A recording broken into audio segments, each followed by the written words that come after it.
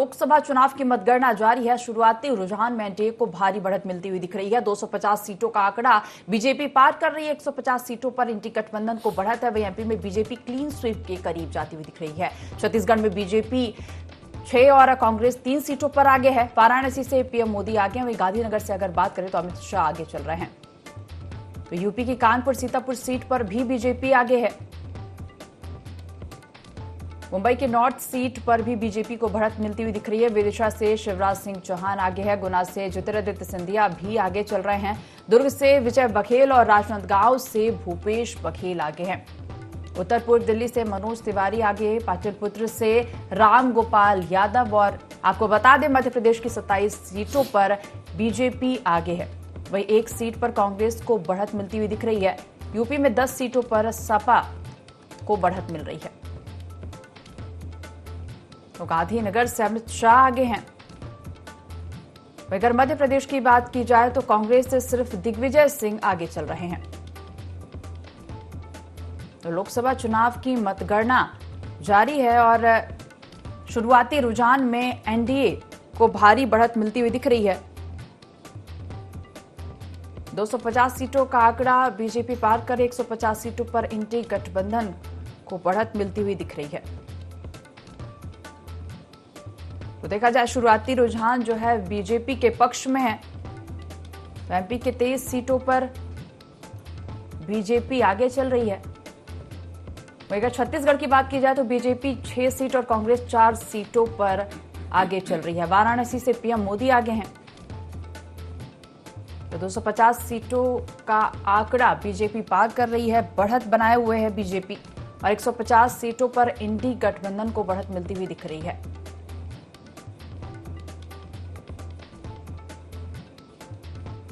लोकसभा चुनाव की मतगणना जारी है। छत्तीसगढ़ में बीजेपी 6 और कांग्रेस 3 सीटों पर आगे। तो शुरुआती रुझान की अगर बात की जाए तो एनडीए बढ़त में है। अगर 150 सीटों पर इंडी गठबंधन को बढ़त मिलती हुई दिख रही है।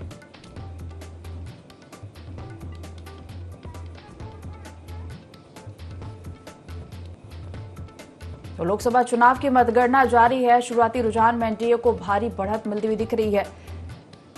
शुरुआती रुझान एनडीए के पक्ष में जाता हुआ दिख रहा है। 250 सीटों का आंकड़ा बीजेपी पार कर रहे। 150 सीटों पर इंडी गठबंधन को बढ़त मिलती हुई दिख रही है। वहीं एमपी में बीजेपी क्लीन स्वीप के करीब है।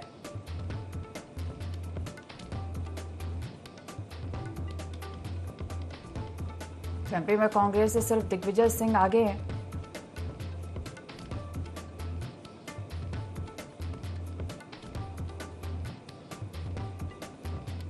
शुरुआती रुझान की अगर बात की जाए तो एनडीए आगे चल रही है। 250 सीटों का आंकड़ा बीजेपी पार कर रही है। वही 150 सीटों पर इंडी गठबंधन को बढ़त मिलती हुई दिख रही है। एमपी में बीजेपी क्लीन स्वीप के करीब है।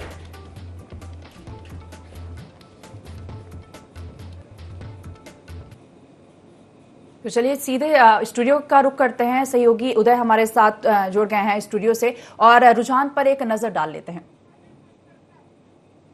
बिल्कुल, तो कह सकते हैं दिव्या, शुरुआती जो रुझान अब तक सामने आया, आपको बता दें कि 543 में से करीब 250 सीटें जो ऐसी हैं वो फिलहाल भाजपा के खाते में यानी कि इंडी गठबंधन के खाते में 250 सीटें जाती हुई नजर आ रही। अगर हम बात करें कांग्रेस की तो कांग्रेस के खाते में फिलहाल 150 सीटें जो है वो जाती हुई नजर आ रही है, यानी कि इंडी अलायंस के खाते में 150 सीटें। वही अन्य की बात करें तो अन्य के खाते में 0 सीटें जाती हुई नजर आ रही है, यानी कि 543 में से 250 सीटों पर जो एनडीए अलायंस है उसने बढ़त बनाई हुई है। वही इंडिया अलायंस की बात करें तो 150 सीटों पर फिलहाल जो इंडिया अलायंस है वो आगे, यानी कि शुरुआती रुझान में हम देख पा रहे हैं दिव्या की जो बीजेपी है यानी कि जो एनडीए अलायंस है वो काफी आगे बढ़त बनाए हुए, क्योंकि जिस प्रकार के जो एग्जिट पोल आए हैं उनके आंकड़ों के अनुसार अगर देखा जाए तो 300 से 350 सीटें जो है वो बीजेपी के खाते में नजर आ रही है। हालांकि कुछ जो एग्जिट पोल सामने है उसमें 400 तक सीटें जो है वो बीजेपी के खाते में जाती हुई नजर आ रही है। अब बात करेंगे मध्य प्रदेश की, तो मध्य प्रदेश की 29 में से करीब जो 22 सीटें हैं अगर देखा जाए तो ये 22 जो सीटें हैं वो बीजेपी के खाते में जाती हुई नजर आ रही। एक सीट की बात करें जहां पर कांग्रेस फिलहाल आगे, वही अन्य की बात करें तो फिर अन्य जो है वो 0 सीटों पे, यानी कि अगर फिर भी हम देखा जाए 29 में से करीब 22 सीटें जो हैं जहां पर बीजेपी ने बढ़त बनाई। दिव्य एक अपडेट और है कि जो छिंदवाड़ा सीट है जहां से कांग्रेस प्रत्याशी नकुल नाथ वो काफी पीछे चल रहे हैं। भाई अगर बात करें तो ये देखिए कौन कौन से दिग्गज आगे हैं। तो वाराणसी से प्रधानमंत्री नरेंद्र मोदी काफी आगे चलते हुए नजर आ रहे हैं। पिछली बार की बात करें तो काफी बड़ी संख्या में जो प्रधानमंत्री नरेंद्र मोदी उन्होंने भारी मतों से जीत हासिल की थी। इसके बाद आपको बता दें कि गांधीनगर सीट की बात करें तो वहां से गृह मंत्री अमित शाह जो है वो आगे चलते हुए नजर आ रहे हैं। ये देखिए मध्य प्रदेश की बात करें तो विदिशा से शिवराज सिंह चौहान जो है वो काफी आगे चलते हुए नजर आ रहे हैं, बढ़त बनाए हुए हैं। वही अगर बात करें तो ये जो सीट है वाराणसी से, जहां पर अजय राय पीछे यानी कि प्रधानमंत्री नरेंद्र मोदी के अंगेस में अजय राय खड़े हुए हैं। वही बात करें गांधीनगर की तो यहां से गृह मंत्री अमित शाह जो है वो काफी आगे बढ़त बनाए हुए हैं। वही लखनऊ की बात करें तो राजनाथ सिंह जो है वो फिलहाल बढ़त बनाए हुए काफी आगे जो है वो अंतरों से आगे बढ़त बनाए हुए हैं। इसके बाद अगर बात करें हमीरपुर की तो फिलहाल हम देख रहे हैं कि जो हमीरपुर से आगे चल रहे हैं। इसके अलावा अगर बात करें पटना साहिब की तो रविशंकर जो है प्रसाद वो आगे चल रहे हैं। वहीं नागपुर सबसे हॉट सीट है, यहां से हम देख पा रहे हैं कि जो नितिन गडकरी है वो काफी आगे चल रहे हैं, बढ़त बनाए हुए हैं। जो तमाम दिग्गज है वो आगे बढ़त बनाए हुए। वहीं अगर बात करें तो भोजपुरी स्टार रवि किशन भी फिलहाल काफी आगे जो है वो बढ़त बनाए हुए हैं। इसके अलावा अगर बात करें तो मंडी की यहां से हम देख रहे हैं कि कंगना रनौत को दिव्या बीजेपी ने मौका दिया और कंगना रनौत जो है वो आगे चल रही हैं। वहीं अगर बात करें दूसरे एक्टर विक्रम है वो फिलहाल पीछे है। अगर बात करें वायनाड की तो हम देख रहे हैं कि हॉट सीट है। पिछली बार भी 2019 में राहुल गांधी ने वायनाड से चुनाव लड़ा था और इस बार भी लड़े हैं, तो वहां से आगे चल रहे हैं। अगर छिंदवाड़ा की बात करें, ये सबसे महत्वपूर्ण सीट है क्योंकि एक फिलहाल सीट जो वर्तमान में कांग्रेस के पास छिंदवाड़ा, वहां से नकुलनाथ काफी पीछे चल रहे हैं। अगर बात करें गुना की तो ज्योतिरादित्य सिंधिया काफी आगे बढ़त बनाए हुए हैं। वहीं अगर राजगढ़ की बात करें तो पूर्व सीएम दिग्विजय सिंह यहां उतरे हैं। अगर बात करें तो थोड़ी देर पहले दिग्विजय सिंह हमने देखा कि पीछे चल रहे थे, लेकिन एक बार फिर से उन्होंने बढ़त बना ली है, अब वो आगे चलते हुए नजर आ रहे हैं। भोपाल की बात करें तो प्रधानमंत्री मोदी ने यहां पर सभा की थी, रोड शो किया था। यहां से आलोक शर्मा जो है वो आगे बढ़त बनाए हुए हैं। भैया अगर बात करें राजगढ़ की तो रोडमल नागर जो है वो आगे बढ़त बनाए हुए हैं। वहीं अगर बात करें विदिशा की तो एक तरफ तो सीएम शिवराज सिंह चौहान है, दूसरी तरफ कांग्रेस की तरफ से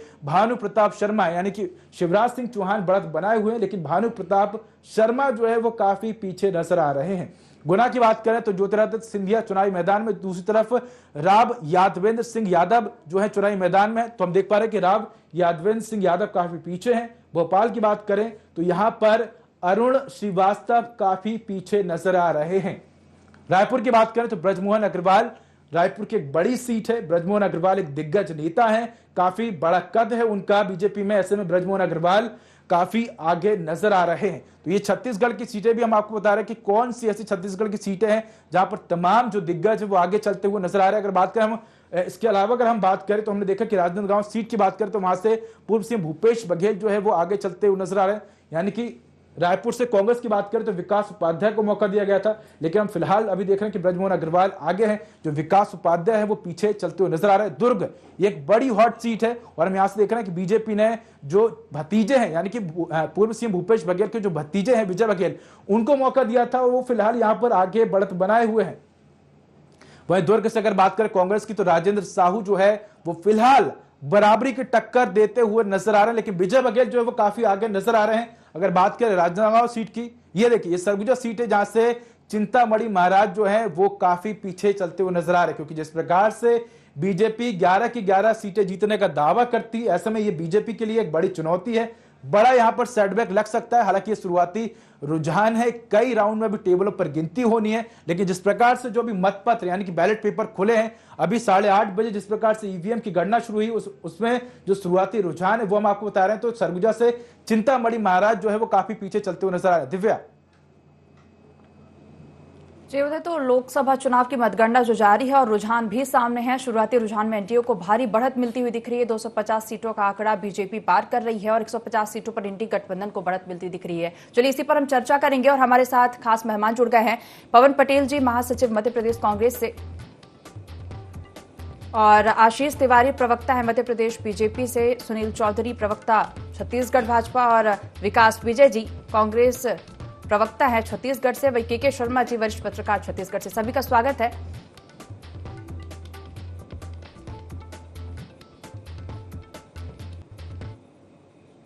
तो चलिए सबसे पहला सवाल,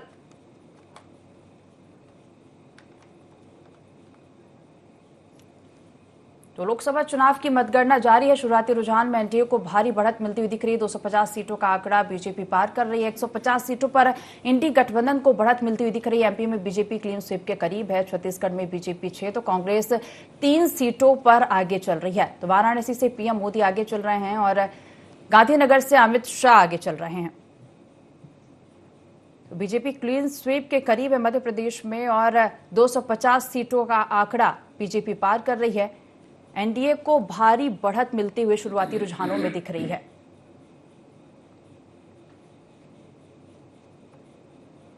तो 250 सीटों का आंकड़ा बीजेपी पार कर रही है।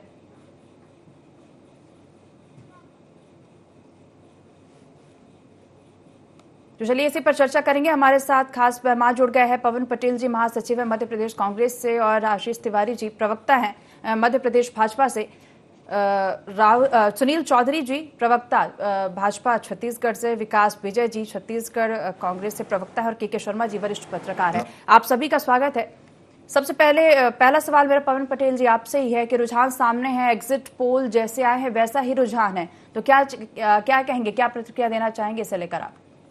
देखिए, एक तो सबसे पहली बात, अभी बहुत शुरुआती रुझान है। 1-2 चरण की मतगणना का रुझान सामने आया है। तो इस रुझान को हम ये नहीं मानते कि यही सेम रुझान परिणाम में परिवर्तित होगा। और रही जो बात एग्जिट पोल की, एग्जिट पोल किससे मैनिपुलेटेड था, किस टाइप का था, इस पे कहने वाली बात नहीं। मैं तो जनता के एग्जिट पोल की बात करता हूँ। और जो भारतीय जनता पार्टी ने झूठी गारंटियाँ दी, उन गारंटी के आधार पे हमने बोला था या हमारे नेता ने बोला था, और हमारे नेता आदरणीय राहुल गांधी जी ने जो इतना बड़ा त्याग और बलिदान किया कि उन्होंने एक, मेरे ख्याल से अगर रिकॉर्ड हुआ होगा तो विश्व में रिकॉर्ड कायम हुआ है कि इतने दुखी पीड़ित गरीबों को गले लगाने का काम किया, उनके दुख को दूर करने का न्याय पत्र किया। हम तो उस आधार पे, जो लोकतांत्रिक प्रक्रिया है, लोकतांत्रिक आधार पे हम लोग दम भरते थे, हम लोग बोलते थे कि हम लोग की सरकार आएगी, इंडिया गठबंधन की सरकार आएगी। अब ये किस मैकेनिज्म के तहत कौन सा ऐसा चमत्कार हो रहा है कि पहले प्याज के रेट बढ़ते थे तो सरकारें बदल जाती थी, अब कौन सा ऐसा चमत्कार हो रहा है कि भाई महंगाई हम बढ़ाते जाएंगे, जितनी हर चुनाव में हम नई नई झूठी गारंटियां देते जाएंगे, अनेकों भ्रष्टाचार करते जाएंगे, लेकिन फिर भी हमारी सरकार बनेगी। तो ये कोई ना कोई मैकेनिज्म है। मोदी जी का जादूगरी, जो सब बोलते हैं कि बहुत बड़े मैजिशियन है मोदी जी, तो जादूगर जिस तरह आंख में पट्टी बांधता है, तो हो सकता है मोदी जी का जादू काम कर गया और आंख में पट्टी बंध गई। जिस समय ईवीएम में बटन दबाना हो तो उनको दबा दिया। लेकिन आदमी अगर अपने स्वविवेक से काम करता तो मुझे नहीं लगता कि एनडीए की, भारतीय जनता पार्टी या मोदी जी की सरकार कहीं से बननी चाहिए।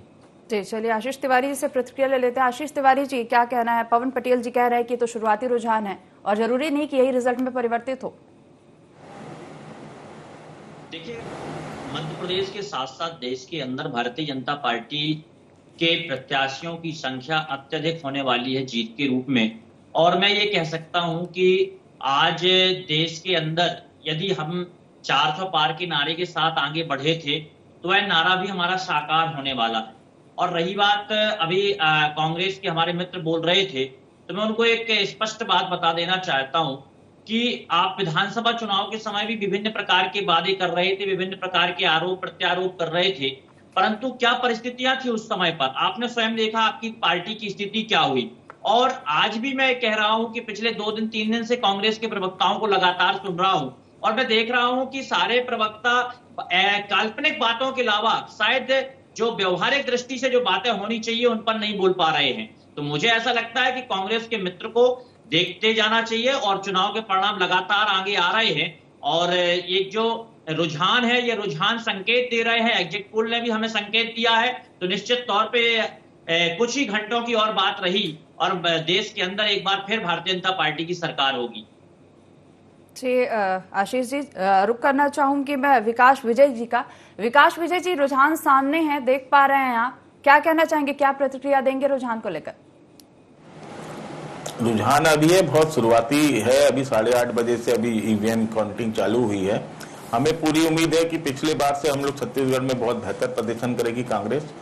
और इस बार जो चुनाव में मुद्दे रहे, जो महंगाई, बेरोजगारी, जो मूल कारण रहे, और जो वादा खिलाफी जो पहले प्रचार में जब 2019 और 2014 में 15 लाख रुपए देने की बात प्रति व्यक्ति थी, तो ऐसी कई सारी योजनाएं हैं जिनको आदमी ठगा हुआ महसूस कर रहा था छत्तीसगढ़ का। तो उन्होंने इस बार केंद्र सरकार के खिलाफ मतदान किया है। अभी आने वाले समय में जैसे जैसे अभी मतगणना आगे बढ़ेगी, हम लोग को दिखने मिलेगा कांग्रेस पिछले बार से बेहतर परफॉर्मेंस छत्तीसगढ़ में करने जा रही है। और उसके कई कारण है छत्तीसगढ़ में ये हमेशा से कांग्रेस का गढ़ रहा है। अभी चलो पिछले विधानसभा में हमको हार का सामना करना पड़ा, लेकिन यहाँ के मूल आदिवासी जो पिछड़ा वर्ग, दलित लोग हैं, जो मध्यम वर्गीय लोग हैं, वो कांग्रेस पे भरोसा करते हैं और कांग्रेस के साथ चलना चाहते हैं, और उसका मतदान में प्रभाव आपको दिखेगा। जैसे जैसे अभी मतगणना आगे बढ़ेगी, आप देखेंगे कांग्रेस की सीटों में बढ़ोतरी आपको दिखते जाएगी, और कांग्रेस पिछली बार से ज्यादा बेहतर प्रदर्शन छत्तीसगढ़ में करने वाली है। चलिए, सुनील चौधरी जी से प्रतिक्रिया ले लेते हैं रुझान को लेकर, और साथ ही अभी विकास विजय जी ने भी ये भी कहा कि बेहतर प्रदर्शन आगे करेगी। सुनील चौधरी जी। जी राम राम, जय जोहार। देखिए, देश के अंदर में जो आज मतदान होने के बाद परिणाम का दिन है, तो निश्चित रूप से नरेंद्र मोदी जी के नेतृत्व में भारतीय जनता पार्टी और एनडीए जो है वो सरकार शानदार जीत अर्जित करने वाली है। ये सेवा, सुशासन और गरीब कल्याण की मोदी जी की जो नीतियां हैं उसकी जीत है। अब विपक्ष का ये जो बेमेल गठबंधन जो बन के आया है, कहीं ना कहीं आप देखिएगा करारी हार इनको यहाँ पर देश के अंदर में मिलने वाली है। छत्तीसगढ़ के संदर्भ में बात करें तो छत्तीसगढ़ में आप देखेंगे कि भारतीय जनता पार्टी की सुशासन वाली सरकार है, माननीय विष्णुदेव साय जी के नेतृत्व में यहाँ पर सरकार चल रही है। और छत्तीसगढ़ में जो हम मोदी की गारंटी पर चुनाव जीत करके आए थे विधानसभा के अंदर में, वो सारी गारंटियों को पूरा करने का काम लगातार इतने अल्प समय में 4 से 6 महीने में यदि कोई सरकार कर सकती है तो भारतीय जनता पार्टी की सरकार ने करके दिखाया है।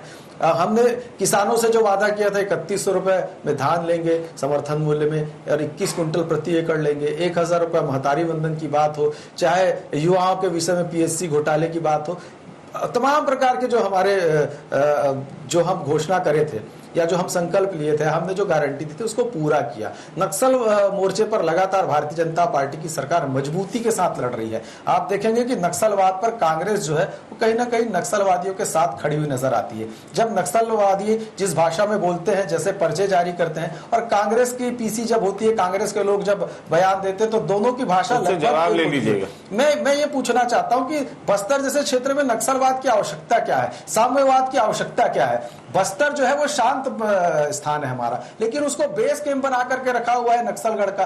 भारतीय जनता पार्टी की केंद्र की सरकार माननीय अमित शाह जी के नेतृत्व में, और यहाँ पर विष्णुदेव साय जी के नेतृत्व में, माननीय विजय शर्मा जी के नेतृत्व में और नरेंद्र मोदी जी के मार्गदर्शन में 3 वर्षों में नक्सलवाद को जड़ मूल से समाप्त करने का संकल्प लेकर के चल रही है। लेकिन कांग्रेस कहाँ है? नक्सलवादियों के साथ है। मुझसे जवाब ले लीजिए। कुल मिलाकर के हम ये कहना चाहते हैं कि बैलेट से जवाब दीजिए, बुलेट से जवाब नहीं चलेगा। लोकतंत्र की स्थापना करिए, साम्यवाद नहीं चलेगा देश के अंदर में। तो छत्तीसगढ़ की जनता विश्वास करती सुशासन पर, विश्वास करती विकास के वादों पर। पिछले सरकार के भ्रष्टाचार लोगों को याद है ना, लोगों ने देखा ना कि जब सरकार आती है कांग्रेस की तो केवल और केवल भ्रष्टाचार करती। पॉलिसी पैरालिसिस के दौर से यदि कोई सरकार गुजरी तो कांग्रेस की गुजरी। देश के अंदर में यही स्थिति है। कांग्रेस को समझ नहीं आ रहा है, बेमेल गठबंधन बना करके चुनाव लड़ रहे। अरे वो परिवारवादी लोग, भ्रष्टाचार। सुनील चौधरी जी, विकास विजय जी कुछ कहना चाह रहे हैं? देश की जनता समझती है भाई, मैं ये कह रहा हूं समझती है कि छत्तीसगढ़ में अगर नक्सलवाद जो 2003 में 2 जिलों से अगर 15 जिलों में फैला, तो भाजपा के 15 साल के शासन में फैला, और 15 साल के शासन में 5 साल उनका शासन केंद्र में भी उनका रहा और राज्य में भी उनका रहा। और छत्तीसगढ़ में नक्सलवाद का दर्द अगर कांग्रेस से ज्यादा कोई जान सकता है तो कोई ऐसा व्यक्ति नहीं है। हम लोग ने अपनी पूरी लीडरशिप, हमारे बड़े नेताओं, शीर्ष नेताओं को नक्सली हमले में खो दिया 2013, 25 मई 2013 को झीरम घाटी हत्याकांड में। तो नक्सलवाद का दर्द अगर कांग्रेस से ज्यादा कोई हमारे वीर जवान शहीद हुए हैं तो कोई हमसे ज्यादा नहीं समझ पाएगा। तो ये आरोप तो लगाना बिल्कुल गलत है कि नक्सलवाद और कांग्रेस से मिले हुए। हम लोग ने जो दर्द झेला है, इनका एक भी नेता शहीद नहीं हुआ, हमारे नेता शहीद हुए नक्सली हमले में। तो ये बात ना करें। रही बात, प्रदेश हम सबका है, हम सबको इस समस्या से हमेशा के लिए इसको जड़ से खत्म करना है। आपकी सरकार रही 2000 से 2019, आपकी केंद्र में भी रही, राज्य में भी रही, क्यों नहीं नक्सलवाद को समाप्त किया? अब 3 साल में आप वादा करते हैं, अगर आप कर पाएंगे तो हमारी शाबाशी और शुभकामनाएं आपके साथ है, हम कंधे से कंधा मिला के आपका साथ देंगे। लेकिन खोखले वादे और बेबुनियाद आरोप मत लगाइए, फैक्ट पे बात कीजिए। हमसे बड़ा कोई इससे नक्सलवाद का पीड़ित कांग्रेस से ज्यादा कोई नहीं हो सकता इस प्रदेश। देखिए, अब इन्होंने एक बात कही, हमारे देखिए जो नेता नक्सलवाद विकास विजय जी, सुनील चौधरी जी, हमारे छत्तीसगढ़ के नेता थे, भले उनका दल कांग्रेस था। फिर हम सब फिर आप क्यों आरोप लगा रहे हैं? छत्तीसगढ़ के जनमानस के मन में ये भाव है कि नक्सलवाद समाप्त होना चाहिए, बिल्कुल होना चाहिए। विकास विजय जी, सुनील चौधरी जी, आप दोनों को रोकना चाहूंगी मैं। मंत्री बन के आप बिल्कुल होना चाहिए और नक्सलवाद का साका हम लोग को मुख्य धारा में लाना है। सभी हमारे भाई बहन आदिवासियों को समाज की मुख्य धारा में जोड़ना है, यही हमारा लक्ष्य है, यही हमारा लक्ष्य है। आधार पर हम कहीं पर बांटते नहीं है। तो फिर आप क्यों आरोप क्यों लगा रहे? आप से बेबुनियाद आरोप मत लगाइए। कांग्रेस नक्सलवाद से जितना पीड़ित, आतंकवाद से जितना पीड़ित कांग्रेस के 2 प्रधानमंत्री शहीद हुए देश के लिए, छत्तीसगढ़ में नेता शहीद हुए, फिर आप सुनील चौधरी जी, विकास बेजे जी, एक प्रतिक्रिया रुझान को लेकर के किस शर्मा जी से लेना चाहेंगे?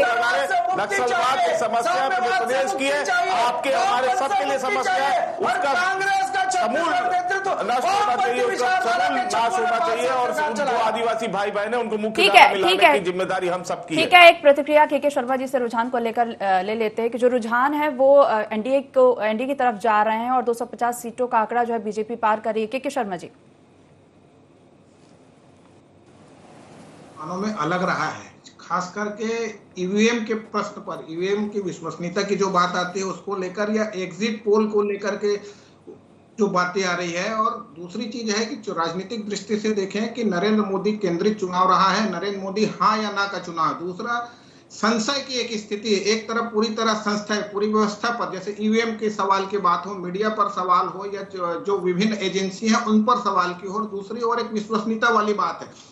घोषणा पत्र में आप देखेंगे तो कांग्रेस के घोषणा पत्र 1 लाख रुपए देने की जो घोषणा की गई बहुत बड़ी बात थी, महिलाएं एक साइड जाना था। लेकिन जो रिजल्ट आ रहा है उसमें बात आ रही कि विश्वसनीयता, विश्वास किस पर करें? महंगाई, बेरोजगारी, भ्रष्टाचार निश्चित रूप से जनता का मुद्दा रहा है, लेकिन मुद्दे में आप देखेंगे तो कहीं लगता है भ्रष्टाचार के खिलाफ जो कार्रवाई की जा रही है, क्या जनता उससे संतुष्ट है? दिल्ली के रिजल्ट देखिए, केजरीवाल जी अभी भी जेल में है और वहां के मतदाता यदि भाजपा को पक्ष में मतदान कर रहे हैं, जो अभी प्रारंभिक रुझान है, तो इसको समझा जा सकता है कि किस दिशा में जा रहे हैं। लेकिन दिग्गज नेता कांग्रेस के जिस तरह से अभी फिलहाल प्रारंभिक रुझान में आगे चल रहे हैं, उससे लगता है कि उनकी छवि के आधार पर, उनके जनता में जो क्षेत्र में जो उनकी पकड़ है उसके आधार पर वे अपनी सीट क्या बचा पाएंगे, इसके लिए फिलहाल इंतजार करना पड़ेगा। छत्तीसगढ़ की जो सीटें नाम आ रही है, जिसमें जैसे राजनांदगांव की बात है, भूपेश बघेल आगे चल रहे, कुछ कांकेर की बात आ सकती, बस्तर, कोरबा, ये ऐसी सीटें हैं जहां आपको आखिरी चरण तक इंतजार करना पड़ेगा, क्योंकि एकदम से बहुत ज्यादा लीड से जीत का अंतर नहीं होगा। इसलिए यहाँ पे आपको छत्तीसगढ़ में कुछ सीटों पर इंतजार करना पड़ेगा। यही स्थिति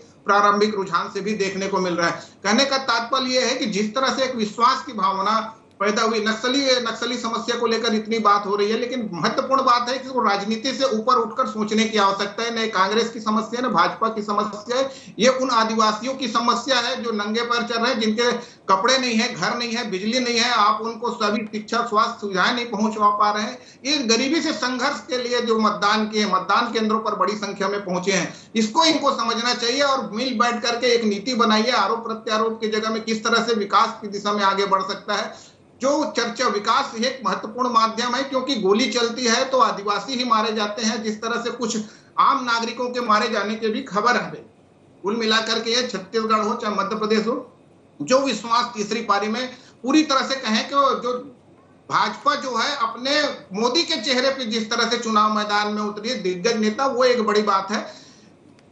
जी, तो अभी एक बार प्रतिक्रिया लेना चाहूंगी, लेकिन उसके पहले एक बड़ी खबर आपको देना चाहेंगे। एनडीए और एनटी गठबंधन के बीच कड़ी टक्कर देखने को मिल रही है। लगभग बराबरी पर एनडीए और एनटी गठबंधन चल रहे हैं। यूपी में एनडीए और एनटी गठबंधन के बीच बराबर का मुकाबला देखा जा रहा है। लोकसभा चुनाव की मतगणना जारी है और यूपी में एनडीए और एनटी गठबंधन के बीच बराबर का मुकाबला देखा जा रहा है। तो लगभग एनडीए और एनटी गठबंधन बराबरी पर चल रहे हैं और कड़ी टक्कर एनडीए और एनटी गठबंधन के बीच देखने को मिल रही है। तो एक बार बड़ा उलटफेर चुनाव के रुझान में देखा जा रहा है। एनडीए और एनटी गठबंधन के बीच कड़ी टक्कर।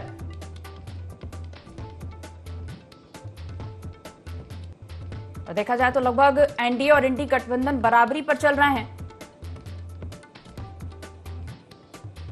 यूपी की अगर बात की जाए तो एनडीए और एनडी गठबंधन के बीच बराबर का मुकाबला देखा जा रहा है। चलिए चर्चा को जारी करते हैं और अगला सवाल मेरा पवन पटेल जी आपसे है। क्या उम्मीद है, क्योंकि एग्जिट पोल पर तो आपको यकीन है नहीं, और क्या लग रहा है, कितना आश्वस्त हैं आप, क्योंकि ये जो 295 का जो लक्ष्य है उसे पार कर पाएंगे या नहीं? देखिए, हम जनता का एग्जिट पोल जो है, जनता के एग्जिट पोल पे हम विश्वास रखते हैं और हम आम जनता की बात करते हैं, दुखी गरीब पीड़ित की बात करते हैं, उसकी बात हमारे नेता करते हैं, उसकी बात हमारे नेता, हमारी कांग्रेस पार्टी हमेशा लड़ाई लड़ती है। मेरी लड़ाई हमेशा भारतीय जनता पार्टी के मैकेनिज्म से है। हम कहते हैं कि आप हमारी लाइन को छोटा करने के बजाय अपनी लाइन को बड़ा करिए, लेकिन भारतीय जनता पार्टी अपनी लाइन बड़ा नहीं करती, हमारी लाइन को छोटा करने का प्रयास करती है। खजुराहो जैसी घटना कैसे घट जाती हैं, आप इंदौर जैसी घटना कैसे घट जाती है, बड़ा चिंता का विषय है। बात कांग्रेस और भारतीय जनता पार्टी की नहीं है, बात सबसे बड़ी आज हमारा इस देश और प्रदेश का नागरिक इतना जागरूक हो चुका है कि उसे समझना चाहिए कि जिस संविधान पे पूरी दुनिया को नाज हुआ करता था, आज संविधान खत्म होने के कगार पे है। किस किस तरह के मुद्दे आ रहे हैं, किस किस तरह की बातें कर रही हैं। हमारे देश के बड़े बहुत सशक्त प्रधानमंत्री, इनको हम अंतर्राष्ट्रीय प्रधानमंत्री कहते हैं, इतने वैश्विक प्रधानमंत्री हैं, वो इतनी किस तरह की बातें कर रहे थे चुनाव में कि 2 भैंसें हैं, एक भैंस कांग्रेस ले जाएगी, मंगलसूत्र, किस किस तरह की बातें देखने को मिला। तो इस चुनाव में तो कई सारे ऐसे एक्सपीरियंस मिले आम जनता को, सबको, कि उस देखने वाली बात है। भारतीय जनता पार्टी का न्याय देखिए किस तरह करती, बराबरी का चुनाव करने की हिम्मत नहीं उनमें। आप किस तरह करती कि भाई मुख्यमंत्री को अंदर कर दो, इलेक्ट्रॉन बोर्ड में हजारों करोड़ रुपए का चंदा ये लेंगे और खाता कांग्रेस का बंद कर देंगे। तो आम जनता ये सब देख रही है। और अब वोट प्रतिशत कैसे बढ़ जाता है, आप ये बताइए। शाम को 7, साढ़े 7 बजे, 8 बजे पूरा वोट प्रतिशत सामने आ जाता है, फिर 12 दिन बाद पहले और दूसरे चरण का वोट प्रतिशत कैसे बढ़ जाता है। तो मैं तो पुरानी डिबेट में जब भी मेरे बहस होती थी, मैं हमेशा ये करता था कि भारतीय जनता पार्टी की मैकेनिज्म की जीत होती है। ये हमेशा चुनाव जीतने के लिए काम करते हैं, आम जनता की भलाई के लिए काम नहीं करते। दिल्ली की सड़कों पर याद करिए, जब हमारा किसान बैठा हुआ था तीनों काले कानून वापस लेने के लिए, तो मोदी जी उनको आतंकवादी बोले, फिलिस्तीनी बोले। जब उनको लगा कि उत्तर प्रदेश का चुनाव हाथ से निकल जाएगा, तो तीनों काले कानून वापस ले लिए। वो 750 किसान जो शहीद हुए, उनका परिवार, उनको मानने वाले, हम किसानों को भगवान का दर्जा देते हैं, अन्नदाता कहते हैं, और उनके साथ इस तरह की घटनाएं घटी जैसे आतंकवादी हो। दिल्ली की सड़कों पर किस तरह कील, मुझे लगता है कि अंग्रेजों के जमाने में इस तरह के हालात नहीं हुए होंगे। तो ये सब मंजर मुझे नहीं लगता कि आम जनता जो वोट डालने जा रहा होगा, भले भारतीय जनता पार्टी कितना भी मैनेज करे, लेकिन जब वोट की बटन दबाने जाएगा तो उसके आंख के सामने मंजर घूमेगा कि कोरोना लॉकडाउन के समय किस तरह हो सकता है हमने किसी अपने को ना खोया हो, लेकिन हमारे आसपास पड़ोस में हर व्यक्ति ने किसी न किसी अपने को खोया है। ऑक्सीजन सिलेंडर प्रोवाइड नहीं करा पाए, रेमडेसिविर के इंजेक्शन इनके मंत्री के स्टाफ के लोग उसकी दलाली करते हुए पाए गए। तो भारतीय जनता पार्टी आपदा में अवसर खोजने का काम करती है, और आम जनता जो दुखी, महंगाई से हर तरह से पीड़ित है। आप युवाओं को 2 करोड़ रोजगार देने का बात किए तो रोज युवा आत्महत्या कर रहा। तो मैं ये कहता हूं कि भले हम बड़े उस पे इवेंट मैनेजमेंट में हम बहुत पीछे हैं, ये Bharatiya Janata party event management number 1 आगे है, लेकिन जो आदमी सुबह उठता है और शाम को सोने तक जिन 2-4 बातों से जिनसे 2-4 होता है, उसको महंगाई को पता पड़ता होगा ना। जब वो पेट्रोल डलवाने जाता होगा तो उसको लगता होगा ना कि यही शिवराज सिंह चौहान जब कांग्रेस के जमाने में 50 पैसे पेट्रोल बढ़ता तो 10 साइकिल चलाने का नाटक करते थे, और आज पेट्रोल बढ़ा कोई कुछ बोलने को नहीं तैयार है। बहुत बड़ा नारा दिया था, बहुत हुई महंगाई की मार, अब की बार झूठों की सरकार। वो महंगाई का क्या आलम है। ये हमेशा नए चुनाव में नए नए पैकेज में नए नए जुमले लेकर के चले आते हैं। तो मैंने तो पहले ही बोला कि हमारा विश्वास जनता के ऊपर था, हमारा नेता जनता के बीच में गया, उनके दुख को समझने का प्रयास किया और उसको न्याय पत्र में उकेरने का काम किया है। चलिए आशीष तिवारी जी से प्रतिक्रिया ले लेते हैं। आशीष जी, पवन पटेल जी का कहना है कि जो बीजेपी है वो चुनाव जीतने के लिए काम करती है और कांग्रेस का काम है जो कर रही है वो जनता के लिए कर रही है। देखिए, निश्चित तौर पर पवन जी ने जो बात कही, उस बात को मैं बहुत एक लाइन में उनकी सारी बात का उत्तर देना चाहता हूं। जहां वो कह रहे हैं कि चुनाव जीतने के लिए हम मैदान में आते हैं, तो निश्चित तौर पर हम चुनाव जीतने के लिए आते हैं, परंतु चुनाव जीतते जाके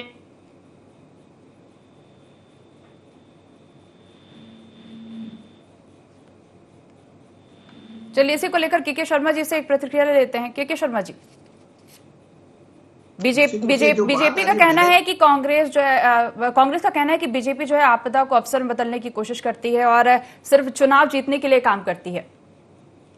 बहुत कुछ बातें वो सही कर रहे हैं। एक तो नैरेटिव सेट करने के मामले में बीजेपी के नेता माहिर हैं। सोशल मीडिया में आप देखेंगे तो वो बहुत आगे रहे, प्रचार प्रसार में भी आप देखेंगे तो चाहे इलेक्टोरल बॉन्ड के लोग आरोप लगाए, लेकिन कांग्रेस जो है चुनाव प्रचार में भी पीछे नजर आ रही थी। चाहे छत्तीसगढ़ की बात करें, मध्य प्रदेश की बात करें, जो आरोप है, जो भ्रष्टाचार के, मैं पहले कहा है कि महंगाई को लोग महसूस कर रहे हैं, जिसके चलते हुए आप सिलेंडर के रेट कम करने की बात करते हैं, उज्ज्वला योजना की बात करते हैं, बेरोजगारी के लिए छत्तीसगढ़ में पीएससी घोटाले की बात करते हैं, अभी 1 लाख नौकरी देने की बात छत्तीसगढ़ में कही गई, 4 जून के बाद 1 लाख की नौकरी निकलेंगे, कितने विभाग में है, कौन से विभाग में कितने पद रिक्त हैं, ये तमाम प्रकार की बातें हैं जो मजबूत विपक्ष देश में चाहिए। सरकार किसी भी रहे, लेकिन एक मजबूत सरकार, मजबूत विपक्ष भी चाहिए जो कि सरकार पर नियंत्रित रखे। इसके साथ ही साथ स्थायी सरकार की भी जो बात आ रही है, लगातार जो बातें आ रही है, इतना कमजोर ना हो कांग्रेस या विपक्ष की सरकार पर प्रेशर बना न कर सके, और जनहित के मुद्दों पर निश्चित रूप से सरकार का साथ देना चाहिए। ये जनहित की बातें हैं जिस तरह से बातें हो रही, लेकिन जो चुनाव प्रचार में हम देखे हैं जिस तरह से शब्दों का उपयोग होता रहा लगातार छत्तीसगढ़ में, चाहे लाठी की बात करें या मध्य प्रदेश की जो बातें कह रहे हैं, देश भर में जिस तरह से आरक्षण समाप्त हो जाएगा क्या, ये तमाम प्रकार के जो सवाल है, विरासत कर की जो बात आ रही, तमाम सवाल के बीच में जनता जो है कहीं न कहीं विश्वास की, जो मैं कह रहा हूं कि नेता के विश्वास, जैसे इंडी गठबंधन में एक नेता पर तय हो जाता है कि ये प्रधानमंत्री पद का हमारा दावेदार है, तो उस नेता के सामने, मोदी के सामने एक चेहरा खड़ा होता है, तो मुझे लगता है कि तुलना वाली जो बात आती, उनको जनता के बीच एक बेहतर मैसेज जाता। तो किसी राज्यों में आप एकजुट नहीं हो पा रहे, यूपी की जैसे रिजल्ट बता रहे, यूपी के रिजल्ट कुछ भी हो, लेकिन वहां कुछ ना कुछ वहां पे सपा और कांग्रेस गठबंधन जो एकजुट हुआ है उसका परिणाम तो नजर आएगा ही। जैसे सब लोग बोल रहे, रिजल्ट की बात नहीं कर रहा हूं मैं, लेकिन जो 65-64 से क्या 50 तक पहुंच जाएंगे क्या, ये जो बातें आ रही है, कुछ सीटें जैसे अभी दिग्विजय सिंह जीत रहे, तो क्या नकुलनाथ अपनी सीट बचा पाएंगे, उसमें दिग्विजय सिंह एक प्लस करेंगे क्या, छत्तीसगढ़ में भूपेश बघेल मैदान में है तो वो क्या बस्तर और कोरबा के साथ इस सीट को निकालने में सफल होंगे, कि तमाम प्रकार की बातें हैं। इन सीटों पर नजदीकी मुकाबला है। और परसेंटेज की बात करेंगे तो भाजपा का परसेंट और छत्तीसगढ़ में जैसे बात करें तो 51% और 40-41%, लगभग 10-11% का जो अंतर रहा है पिछले लोकसभा चुनाव में।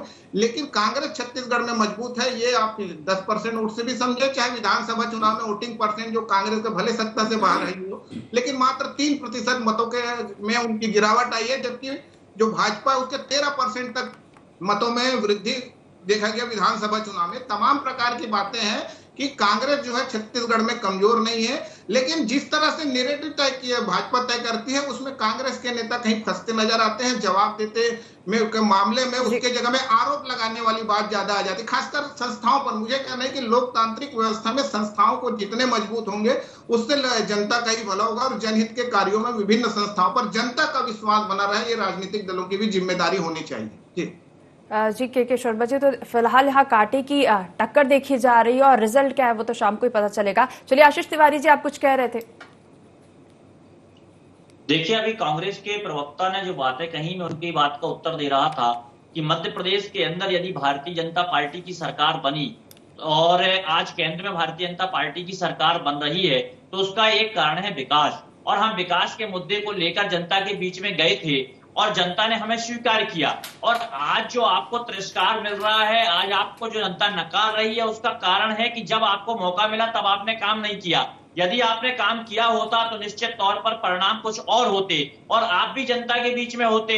और जहां आप आपदा में अवसर की बात कर रहे थे, तो मैं बहुत स्पष्ट कर देना चाहता हूं कि भारतीय जनता पार्टी आपदा में अवसर सोचती है, परंतु सकारात्मक अवसर सोचती है। हम जनता के बीच में जाने का अवसर सोचते हैं, हम सोचते हैं कि जनता के बीच में जाकर काम करें और जनता की सेवा करते हैं। यही कारण है कि आज जनता हमें स्वीकार कर रही है। और जहां तक आप प्रत्याशियों के चयन की बात भी कर रहे थे, तो मैं आपको स्पष्ट कर देना चाहता हूं, भारतीय जनता पार्टी में आज कांग्रेस पार्टी के बहुत से नेता आए हैं कांग्रेस को छोड़कर। उसका कारण क्या था कि कांग्रेस मुद्दा विहीन थी, नेतृत्व के विहीन थी। और आज जो ऊर्जावान कार्यकर्ता होगा वो निश्चित तौर पर कहीं ना कहीं जगह तलाशता है, तो उसने अपनी जगह भी तलाशी है। साथ ही साथ एक बात और स्पष्ट कर देना चाहता हूं कि कांग्रेस के अंदर मैं पिछले कई दिनों से देख रहा हूं कि जो नेतृत्व का अभाव है, उसके कारण से वहां के नेताओं में स्थिरता नहीं रह गई है। साथ ही साथ केंद्र में देखें तो आज देश के अंदर विभिन्न राज्यों में भी देखें, जहां हम कमजोर पड़ते थे, जिन राज्यों में आज वहां भी हमें जनमत मिल रहा है, वहां के लोग भी भारतीय जनता पार्टी की विचारधारा को स्वीकार कर रहे हैं, भारतीय जनता पार्टी के काम को स्वीकार कर रहे हैं। तो इससे यह बात तो स्पष्ट हो गई है कि देश के अंदर यदि जनता किसी को अपना आशीर्वाद पवन जी से प्रतिक्रिया ले लेते हैं। पवन जी, आशीष जी का कहना है कि नेतृत्व का अभाव है, इसलिए स्थिरता नहीं बची है पार्टी में। आशीष जी का तो क्या, भारतीय जनता पार्टी के किसी भी व्यक्ति का टेप रिकॉर्ड वही सेम रहता है, सबका साथ हम कर रहे हैं, ये कर रहे हैं, फलाना ठिकाना, पॉइंट पे पॉइंट बात नहीं करेंगे। ये बोल रहे हैं कि इनके नेतृत्व को देख करके कांग्रेस पार्टी के लोग छोड़ करके आ रहे हैं। हम ले लेते हैं इंदौर की बात। इंदौर का हमारा प्रत्याशी लास्ट दिन जिस दिन फार्म निकालने की बात होती है उसके उस रात में परम आदरणीय मोदी जी सपने में आए और बोले उठ बच्चे जाग, पूरे देश प्रेम की काम तो मैं कर रहा हूं। तो उसको चक्षु नयन खुले और वो भाजपा में शामिल हो गया। ये कौन सा चमत्कार है भाई? पहले आ जाते सपने में, आप लास्ट में क्यों सपने में आए? ये नहीं जवाब देंगे। और क्या बोल रहे हैं, किसका विकास? सबका साथ। सुनिए पहले आपके झूठ को मैंने धैर्यपूर्वक सुना, आप मेरी बात सुनिए आशीष जी। सबका साथ और भारतीय जनता पार्टी। आप ये भी आशीष जी पवन जी को बोलने नहीं दीजिए पहले। कुछ तो ऐसा कारण होगा। आशीष जी पहले पवन अरे कारण एक दिन उस रात में आखिरी दिन ऐसा कौन सा चमत्कार किया, बताइए कौन सा कारण आया? आखिरी दिन कौन सा कारण आया? लोग प्रभावित हो रहे हैं, लोग कांग्रेस की टिकट। अरे आखिरी दिन क्यों प्रभावित हो रहे हैं? आखिरी दिन क्यों प्रभावित दे रही है? तो केवल और केवल चुनाव हारने के लिए टिकट दे रही है। यही कारण था कि आज कांग्रेस से लोगों ने चुनाव लड़ने से भी इंकार कर दिया। पहले कर देते ना, कांग्रेस के लोगों के दम पे तो जब कमलनाथ सरकार को हराए तो कितने कांग्रेसियों को टिकट दिया था। आपके कार्यकर्ता इतने अच्छे थे तो उनके दम पे चुनाव लड़ते। अब ये क्या बोल रहे हैं? इनका भाजपा का जो नारा है सबका साथ सबका विकास, ये बाहर पर्दे के बाहर का नारा है। पर्दे के पीछे नारा क्या है? सबका साथ भाजपा का विकास। 500 करोड़ के कार्यालय भाजपा के बन गए। आम आदमी की हालत क्या है? महंगाई का क्या आलम है? अभी ये क्या बोल रहे हैं? ये कांग्रेस को काफी दिन से देख रहे हैं। आपको कांग्रेस को देखने के लिए जनता ने नहीं चुना था कि आप राहुल गांधी को देखिए, आप कांग्रेस पार्टी को देखिए। आपको जनता ने चुना था जो बतौलेबाजी की थी आपके लिए। सुनिए, आप मेरी बात सुनिए आशीष जी, मैंने आपकी बात को सुना, आप मेरी बात सुनिए। अरे आप बताइए ना, मोदी जी के गारंटी में क्या हुआ? की स्थिति क्या है? बहुत हुई महंगाई, शिक्षा की स्थिति देश के अंदर क्या थी? अब बताइए ना, कितने एयरपोर्ट आपके समय पर होते थे देश के अंदर? तो आपको गिनाना पड़ेगा, आपको अपनी उपलब्धियां बतानी पड़ेंगी। जनता के बीच में जाने के पहले उपलब्धियां बताई जाती है और आपसे जब उपलब्धियों की बात करते हैं तो उपलब्धियां नहीं सुना पाते, आप नहीं बता पाते। साथ ही साथ आप केवल गुमराह करने वाली बातें करते हैं। और जहां तक बात है प्रभावित करने की, तो भारतीय जनता पार्टी का नेतृत्व कि उसके काम उनसे प्रभावित होकर लोग आ रहे हैं। हम किसी को प्रभावित नहीं करते, किसी के ऊपर दबाव नहीं बनाते। यदि दबाव बनाना होता तो हम पहले से दबाव बना के रखते। आशीष जी आपसे विनम्रता पूर्वक निवेदन है, सरकार तो बन रही है आपके हिसाब से। अब मेरी बात को सुन लीजिए ध्यान से, अगर आप में जिगरा है तो। आप ये बताइए, मोदी जी ने बोला था, आपने सबसे बड़ा विज्ञापन दिया था, बहुत हुई महंगाई की मार, अब की बार मोदी सरकार। आज महंगाई का क्या आलम है? 450 रुपए आपने कितने लोगों को सिलेंडर दिया? इलेक्ट्रॉन बोर्ड में कितने हजार करोड़ आपके अकाउंट में आए? मोदी जी ने मेरी पूरी बात सुन लीजिए। आशीष जी पवन जी को बोलने मध्य प्रदेश के अंदर साथ साथ देश के अंदर रोजगार बढ़ा कि नहीं बढ़ा? यदि हमने कहा तो रोजगार बढ़ा है। आप आंकड़े देखिए और आशीष जी, केवल आपकी काल्पनिक बातें नहीं होंगी। विकास विजय जी कुछ कह रहे हैं, उनकी सुन लेते हैं। आशीष जी विकास विजय जी कुछ कह रहे हैं, उनकी सुन लेते हैं। लोग तो ये कह देते हैं, हमारे साथी मध्य प्रदेश के पवन पटेल जी ने कहा कि मोदी जी एक वैश्विक लीडरशिप के और एक अंतर्राष्ट्रीय नेता है। आशीष जी एक एक करके प्रतिक्रिया लेते हैं ना। विकास विजय जी कुछ कह रहे हैं, सुन लेते हैं। ऐसी निम्न स्तर की बात करने की क्या जरूरत पड़ी कि मंगलसूत्र बिक जाएगा, भैंस बिक जाएगी, लोगों के आने वाले समय में लोगों के खतना हो जाएगा। तो मैं ये कहना चाहता हूं कि 70 साल अगर कांग्रेस की सरकार रही, हम लोग से अधिकतर लोग कांग्रेस की सरकार में जन्म लिए हैं, तो क्या हम सबका खतना हुआ है? क्या हम सबके, हमारी मां बहनों के मंगलसूत्र बिक गए क्या? ऐसी जो निम्न स्तर की बात अगर हमारे देश के प्रधानमंत्री जी ने कही है तो ठीक नहीं है। आप अपनी वैश्विक छवि, अपने कार्यों पे, अपने मेरिट्स पे चुनाव क्यों नहीं लड़ते कि हाँ हमने बहुत काम किया है, हमने वैश्विक छवि बढ़ाई है, हमने देश की जनता का हित किया, महंगाई कम की है, पेट्रोल कम किया है, डॉलर को कम किया है। आपने कभी अपने मेरिट्स पे चुनाव नहीं लड़ा। आपने विपक्ष को दागदार करने की, उनकी लाइन नीचे करने की बात कही। ये कोई बात होती है कि मंगलसूत्र बिक जाएगा, आपकी भैंस बिक जाएगी, जमीन कांग्रेस दे देगी, लोगों के खतने हो जाएंगे? तो क्या सब लोग क्या खतने के साथ ही पैदा हुए क्योंकि कांग्रेस ने तो 70 साल राज किया है, तो इसका मतलब जितने भी हिंदुस्तान में सबका खतना हो चुका है क्या? तो ये जो अलगाव वाली पॉलिटिक्स होती है, लोग भाई भाई को लड़ाने की बात होती है, ऐसी बात ना करके अगर हम लोग जो मूल मुद्दे हैं देश के, जो युवाओं को रोजगार चाहिए, जो महंगाई से महिलाएं त्रस्त है, जो हमारे अर्थव्यवस्था की रीढ़ की जो बिगड़ी हुई है उसको कैसे मजबूत किए, इस बारे पे अगर हम बात करके चुनाव लड़ते हैं तो इसके ज्यादा बेहतर तरीके से चुनाव होता, क्योंकि we should fight on the merits.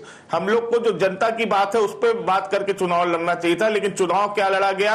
अंड बंड बात, आपस में देश को बांटने की स्थिति में आपने बहुत ही निम्न स्तर की जो बात करके चुनाव लड़ा, उससे देश भी शर्मसार हुआ, अंतर्राष्ट्रीय छवि भी देश की खराब होती है। रिजल्ट किसके पक्ष में आएगा ये तो आने वाला समय बताएगा। अभी कांटे की लड़ाई चल रही है। जनता ने अगर वोट दिया है तो जनता का वोट दिएगा तो इंडिया गठबंधन की सरकार बनेगी, और अगर कहीं कुछ ऐसी गड़बड़ी है तो आने वाले समय में क्या होगा मैं कह नहीं सकता, अभी बहुत अर्ली है। लेकिन चुनाव मूल मुद्दे पर लड़ा जाना चाहिए, ऐसी बातों पर नहीं लड़ना चाहिए जिसपे देश शर्मसार हो और अंतर्राष्ट्रीय छवि देश की खराब हो। मैं तो यही कह रहा हूं, मैं तो खुला बोलता हूं कि कोई लड़ाई वाली बात नहीं। मैं तो कहता हूं 2014 में जिन 10 गारंटियों का सबसे ज्यादा आपने प्रचार प्रसार किया, उन गारंटियों को पूरा किया तो हो तो बता दीजिए। महंगाई कम करनी है, बेरोजगारी कम करनी है, 100 दिन में काला धन आ रहा था, बुलेट ट्रेन, स्मार्ट सिटी, अनेकों ऐसे सपने दिखाए, सपनों के सौदागर बनकर के आए। अब उनकी बात कोई भारतीय जनता पार्टी के नेता नहीं करता। अब वो भैंस की बात करने लगे, मंगलसूत्र की बात करने लगे। तो हम कहते हैं कि भैया 2014 में जो आपने बोला था,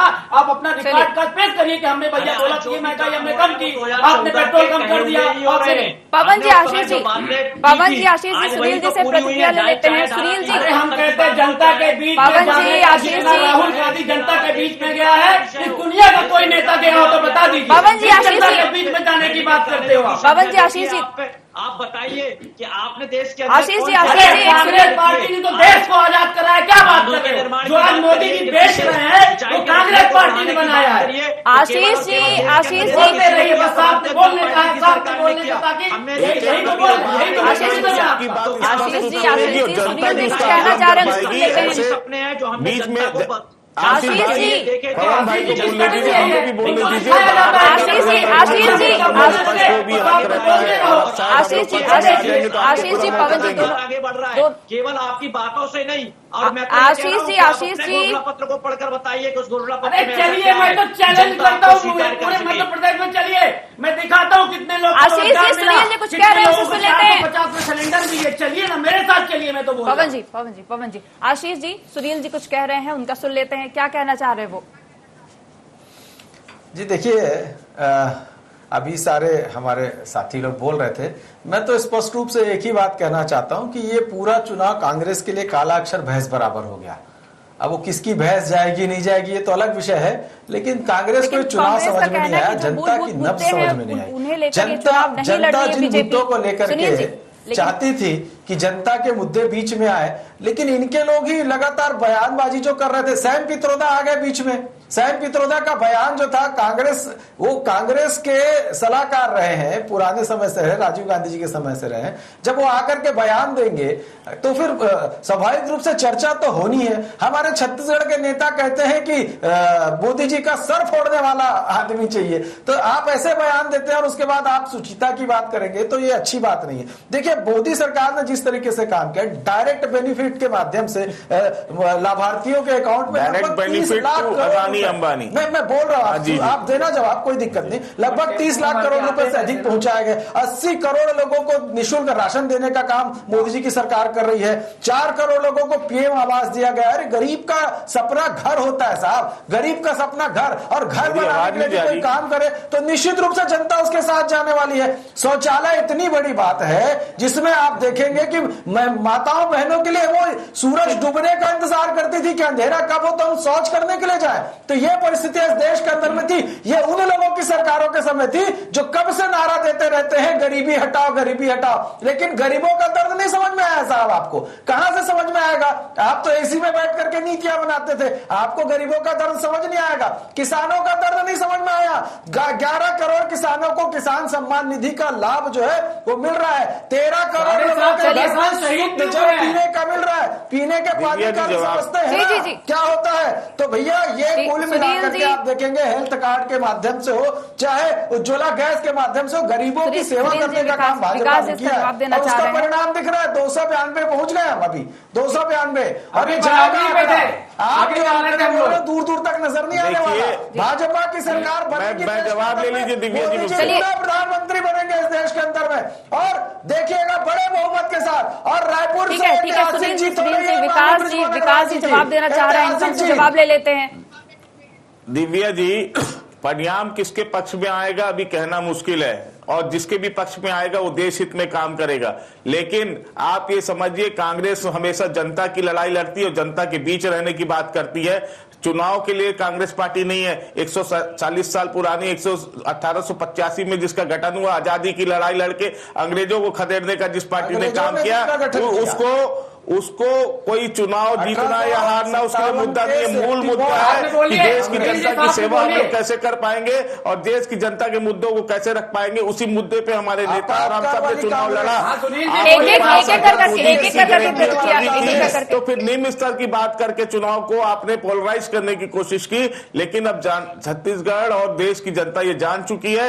आने वाला समय और अभी 2-3 बजे तक स्थिति स्पष्ट हो जाएगी। आपको भी देखने को मिलेगा, हमको भी देखने को मिलेगा एक ऐसी सरकार जो देश के युवाओं, महिलाओं, आदिवासी, गरीब, दलित, किसान, पिछड़ा वर्ग, मजदूर, व्यापारी, उद्योगपति सबके हित में काम करने वाली सरकार बनने वाली है देश में। आप लोगों को 10 साल मौका मिला, लेकिन आपने देश को जिस नीचे स्तर पर ले गया, आज जीडीपी की स्थिति ये हो गई है कि आप अभी मध्यम वर्गीय आदमी को जीना मुश्किल हो रहा है, उसको अपने बच्चे की फीस पटाना मुश्किल हो रहा है, गृहिणी को अपना घर चलाना मुश्किल हो गया। विकास विजय जी का पहले सुन लेते हैं। लेकिन जनता के बीच में ये मुद्दे जीवंत रहेंगे और कांग्रेस पार्टी हमेशा मुद्दों को जनता के विकास विजय जी का पहले सुन लेते हैं। जी बोलिए सुनील जी, कुछ बोल रहे थे आप, है ना? आपका तो सुनील जी 2 मिनट देखिए। अभी पूरी डिबेट में आप भी साथ में चिल्ला रहे हैं, हमारे मध्य प्रदेश के प्रवक्ता भी चिल्ला रहे हैं, आप सुनते ही नहीं। कम से कम हम लोग की बात कहाँ चिल्ला रहा हूँ? एक एक कर करके यहाँ तो 2-4 मिनट बोलने दो। आपका झूठ तो पूरा इंटरनेशनली चल रहा है, आपका झूठ तो पूरा इंटरनेशनली चल रहा है, तो यहाँ तो 5-4 मिनट बोल रहे हैं। चलिए एक बार सुनील जी एक बार दादागिरी ठीक नहीं होती कि यहाँ पे आवाज दबा दो। सुनील जी एक बार आप बोल लीजिए। आप दादागिरी तो सिर्फ वही तो बोल रहे हैं, अब वो बोल रहे हैं, आप नहीं सुनने दे रहे, हम बोल रहे हैं, वो नहीं सुनने दे रहे। 4 मिनट तो बोल लो आप, तो जैसा चाह रहे वैसा ही आप बोल रहे हैं। आप समय मिला है बोलने के लिए। पवन भाई बोलिए। अब मेरा निवेदन ये है कि ये बहुत बड़ा प्रचारित कर रहे हैं कि 80 करोड़ लोगों को मुफ्त में भोजन दे रहे हैं और देते रहेंगे। इनका विज्ञापन मैंने देखा, मतलब आने वाले समय में 80 करोड़ लोगों का जीवन यापन सुधारेंगे नहीं कि उनको इसकी जरूरत न पड़े। नंबर 1, ये 60 साल 70 साल क्या लगा रखा, हम राज किया है, हमने इस देश को गढ़ा है, हमारे पूर्वजों ने अपने प्राणों की आहुति देकर के इस देश को आजाद कराया, अनेकों संस्थाओं का निर्माण किया, जिसको आज मोदी जी बेच रहे हैं वो कांग्रेस के जमाने की संस्था है। ये मत भूलिए कि जिस देश और प्रदेश की जनता इन सब बातों को अच्छी तरह से जानती है। 1-2 बार आपके बहकावे में आ चुकी। हम तो कहते हैं कि आप जनता के बीच में जाने की बात करते हो, रिकॉर्ड है कि जितना जनता के बीच में हमारा नेता राहुल गांधी गया, देख लीजिए, दिन में 10 बार कपड़े बदलने वाले मैले कुचैले लोगों को गले लगाएंगे।